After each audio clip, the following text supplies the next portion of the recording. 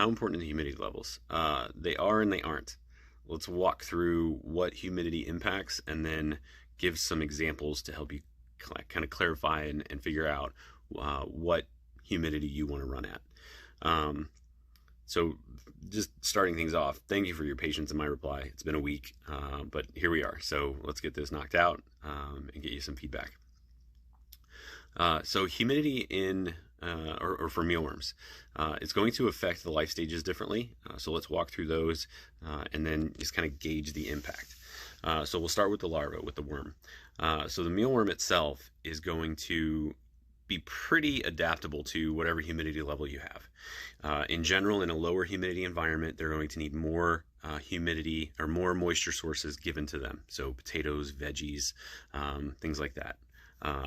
Or sprayed water, water gel crystals, whatever your source of moisture is, they're going to need more of it because the humidity is lower. It's going to dry out faster and they're going to need to consume more. Larvae have the ability to pull moisture out of the air. So in a higher humidity environment, they're able to pull that moisture more efficiently and use less energy doing that, so they can focus that energy on growing. In a lower humidity environment, that's the opposite. They're going to use quite a bit of energy to pull not as much moisture out. And what will happen is that's going to extend the time frame from that larva hatching out of its egg to being a larva that you can utilize for feeding off, turning into a pupa, etc. And so your moisture levels for them can vary. They'll do fine, but what it will impact is your grow time if you have lower humidity and you're not offsetting that with moisture sources.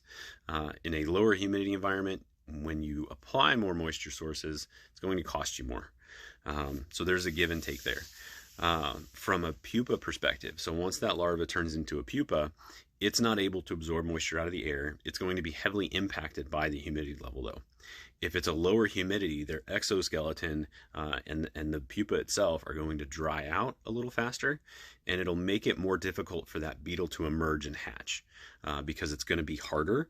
That exoskeleton will be harder, and they're going to have just a much more difficult time getting out. So what you'll see, if this is an issue for you, what you'll see is deformed beetles. So your beetles will have a crooked wing, or their torso will be totally messed up.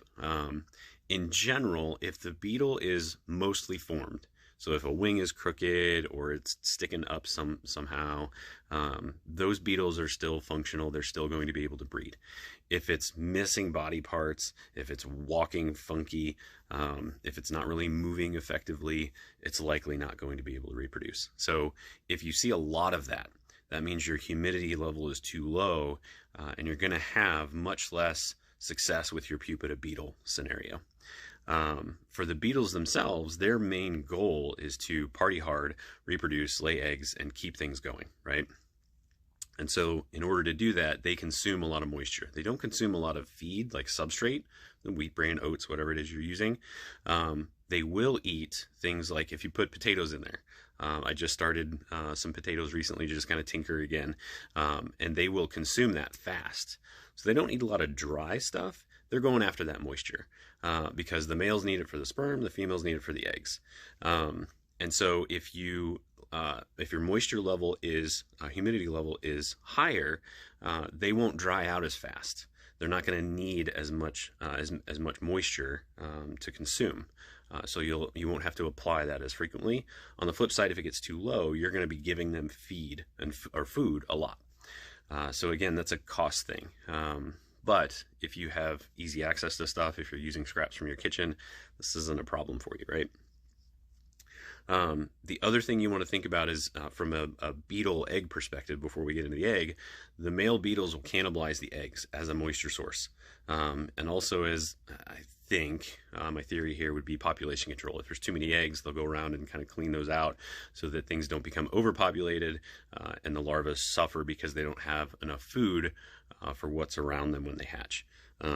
That's a theory, but I do know that the males cannibalize those eggs, especially if there's lack of moisture, because they're going to go after that so they can stay alive and continue reproducing in hopes that more moisture shows up, right? So then when we get to the egg form, eggs rely on the humidity level. If the humidity level is too low, your egg success hatching rate goes down. If it's too high, same thing. So if you get the moisture level above 75%, they're just not going to do well.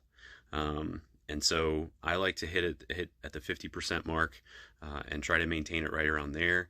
I don't mess around with segmenting the different life stages.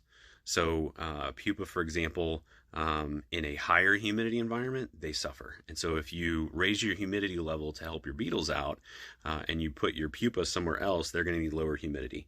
You can maintain separate zones like that if you want to, but it's a lot of work and really not something I messed around with it in the past and didn't find benefit from it. It just caused more frustration to have to manage multiple zones and deal with that. It wasn't worth the improvement from a success rate on my beetle or on my pupa hatching into beetles. And so it's just, in my opinion, not worth it until you get to such a huge size that you have multiple facilities or multiple rooms in a facility. So all that being said, my goal is to function as a business. And so I need consistent, repeatable processes and results and output. And so in order to try to get that, you can't control nature. I still have variances on my production numbers for a lot of different reasons, but my temperature and humidity I try to keep pretty standard. And so that means, and I have the facility to deal with that. If you're raising mealworms in a 3-drawer system for a couple reptiles, it might be overkill to try to humidify that room to get it from, let's say you're in the desert at 20% humidity up to 50%. If you're still producing mealworms, you could try to optimize that, but there might be other ways to deal with that. Like if you're using a drawer system, put in a lightly misted paper towel. They'll go in and try to consume that, but it will create, like in a closed drawer system, it'll create a microclimate, and it will raise the humidity in that drawer.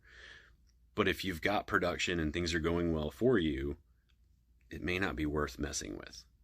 Okay. So just depends on what your situation is and what you have the ability to control or not control. If you don't have the ability to get humidity and keep it at 50%, try to tackle it in some other way if that's feasible. But sometimes you don't really have to mess with it, especially in a smaller system. So hopefully that helped. If you have any questions, please let me know.